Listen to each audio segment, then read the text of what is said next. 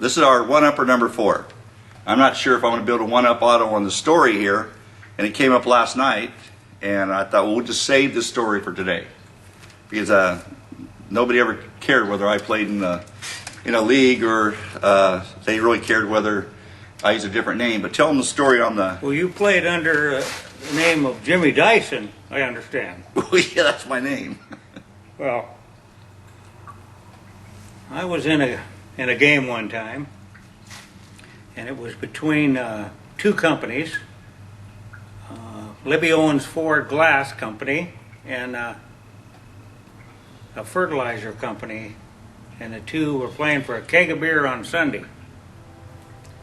And they had a fellow that worked there by the name of Mike Neely. And he wasn't their pitcher, but he was on the roster as a player. And so they figured that Libby Owens Ford would not know who Mike Neely was. So they asked me to come and pitch for this keg of beer on Sunday. And we ended up playing the game, and I'm not sure even what we won or who won, but they knew me as Mike Neely. And so that year, I worked for the city of Manteca. They decided that I had missed way too much work on either state disability or workman's comp. So they said, we appreciate it maybe if you don't play softball this summer, because we're kind of busy in the summer and you're mowing the lawns and we kind of need you.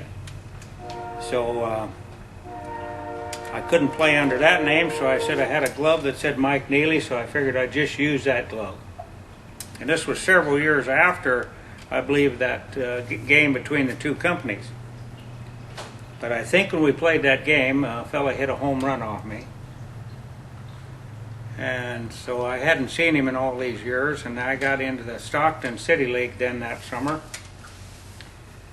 I threw it down and in, and the guy hit it about 280. He had long hair and he had a beard. He's rounding second. I turn around and look, and I go, Sig? He looks at me and said, Neely, is that you? And so that's the Mike Neely story.